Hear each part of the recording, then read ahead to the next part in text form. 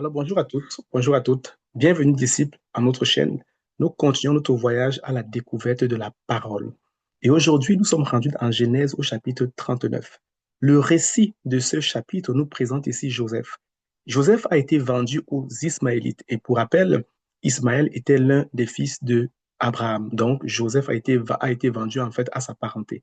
Il a été vendu par ses frères qui étaient jaloux de lui en raison des bénédictions qui accompagnaient sa vie à aux Ismaélites. La Bible nous dit que les Ismaélites, dans ce chapitre, vont se rendre en Égypte et ils vont vendre Joseph aux Égyptiens, et notamment à Potiphar. Lorsqu'ils vont vendre Joseph à Potiphar, Joseph va devenir l'un des esclaves de Potiphar. Joseph va travailler avec lui. Cependant, la parole nous enseigne que le Seigneur était avec Joseph. Et Dieu fera en sorte que tout ce que Joseph va faire va prospérer, au point où Potiphar va se rendre compte que l'Éternel était avec lui. Et vous pourrez le voir dans Genèse au chapitre 3, dans Genèse au chapitre 39, verset 3. La parole déclare ceci: son maître vit que l'Éternel était avec lui.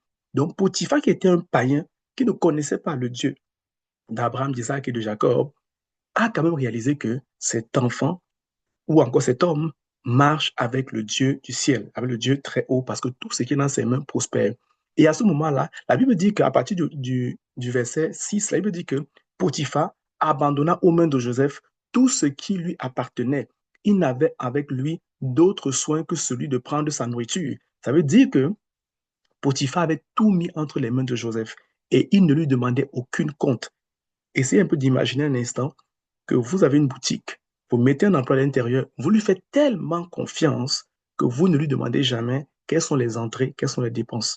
Lorsque vous voyez sa façon de gérer, vous n'avez juste pas besoin de poser des questions. C'est comme ça que la bénédiction de l'Éternel travaillait avec lui. Cependant, un événement va survenir. La femme de Potiphar, à partir du verset 7, va voir Joseph. La Bible dit que Joseph était un homme grand de taille et belle de figure. Elle va tomber, elle va être attirée par lui et elle va vouloir coucher avec Joseph. Elle va aller vers lui, elle va lui faire la proposition, mais Joseph va refuser.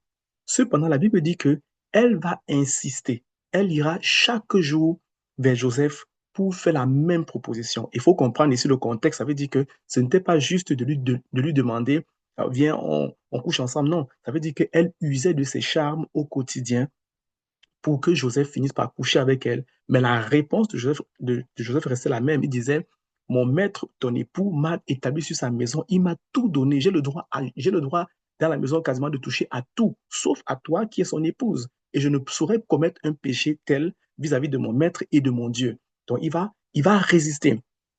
Il va résister à la femme de Potiphar, qui, malgré tout sa réticence, va continuer quand même à essayer de le séduire régulièrement.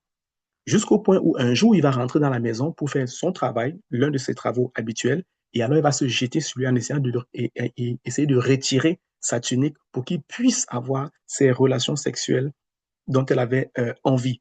Joseph va prendre la fuite et dans la colère, elle va se crier, et quand les autres employés vont venir, elle va dire que Joseph avait essayé de venir vers elle, du moins de la violer en des termes plus actuels, et que lorsqu'elle a crié, il a fui. Chose qu'elle va raconter également à son mari, Potiphar, qui va rentrer dans une grande colère vis-à-vis de Joseph, parce qu'il faut dire que Potiphar avait donné tout à Joseph dans sa maison. Il avait accès à tout, évidemment. La seule chose auquel il ne fallait pas qu'il touche, c'est son épouse. Donc, Potiphar va croire sa femme et il va jeter Joseph en prison. Et même quand il va jeter Joseph en prison, la Bible dit que Dieu était toujours avec lui. Une fois rendu en prison, la même grâce va encore opérer. C'est-à-dire que Joseph va trouver grâce aux yeux du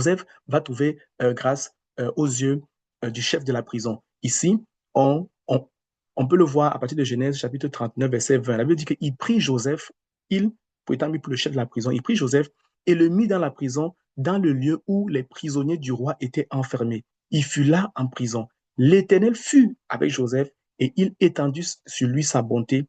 Il le mit en faveur aux yeux du chef de la prison. Et regardez bien, dans le verset 22, il dit: et le chef de la prison plaça sous sa surveillance tous les prisonniers qui étaient dans la prison, et rien ne s'y faisait que par lui.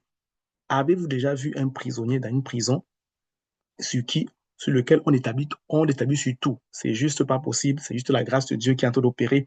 Un gardien de prison qui fait tellement confiance à un prisonnier qu'il ne lui demande quasiment aucun compte. C'est juste extraordinaire. C'est la grâce de Dieu qui est en train de parler.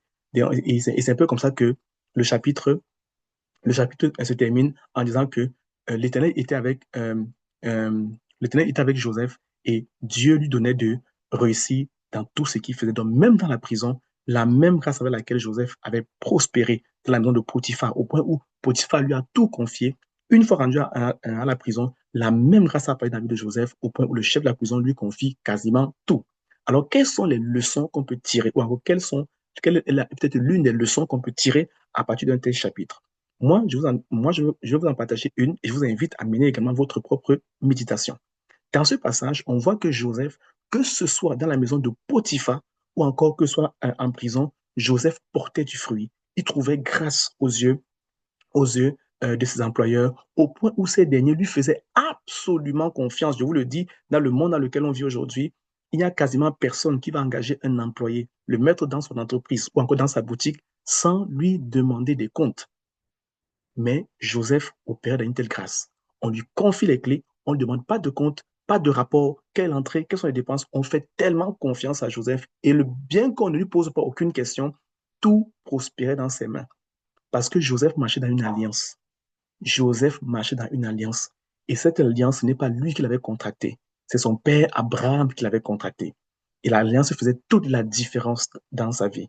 Et à l'inverse, si on compare avec le chapitre précédent, quand on a lu l'histoire quand on a lu, par exemple, les histoires de Ismaël, ou encore quand on a lu les histoires de Ésaü, qui, eux, ont épousé des Cananéennes qui avaient été maudits par Noé, ces populations-là qui étaient maudites par Noé ne pouvaient pas prospérer de la même manière.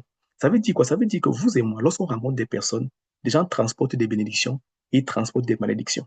Votre ascension, votre élévation, votre prolifération dans votre sphère d'influence, même si vous avez des bonnes techniques, même si jamais vous faites les choses de la bonne façon, quelquefois, si le collaborateur avec qui vous êtes n'est pas la bonne personne, si le mari avec qui vous marchez n'était peut-être pas la bonne façon, la bonne personne ou encore l'épouse, peu importe, cela peut vous porter préjudice. Voilà pourquoi c'est important de prendre le temps de demander à Dieu avec qui se mettre, que ce soit comme mari, comme épouse, comme collaborateur, comme quelqu'un avec qui vous voulez faire du business, parce que chaque personne, individu que vous et moi nous rencontrons, marche dans une alliance et l'alliance dans laquelle il ou elle marche a été contractée soit par ses aïeuls, soit par elle, et elle peut être une bénédiction, tout comme une malédiction. Mais dans le cas de Joseph, on voit qu'il marchait dans une bénédiction.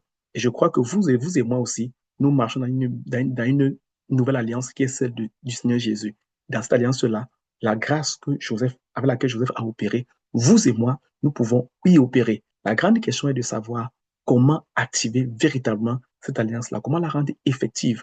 Il y a un prix à payer, il y a quelque chose à faire, il y a un travail à faire avec le glorieux Saint-Esprit, car la grâce dans laquelle Joseph a marché n'est pas morte, elle est toujours vivante. Nous pouvons y marcher. Je sais, ça pourrait paraître décousu, ça pourrait paraître juste impossible, mais c'est possible.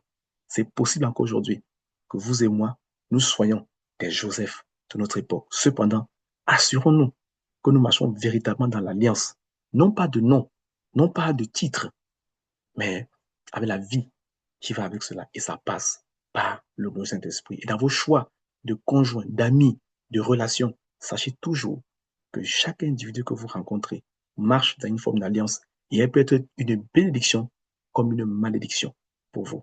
Ce fut le cas d'Ismaël qui a pris une malédiction. Ce fut le cas d'Ésaü qui a pris une malédiction juste parce qu'il s'est allié avec des Cananéennes qui étaient sous un joug maudit.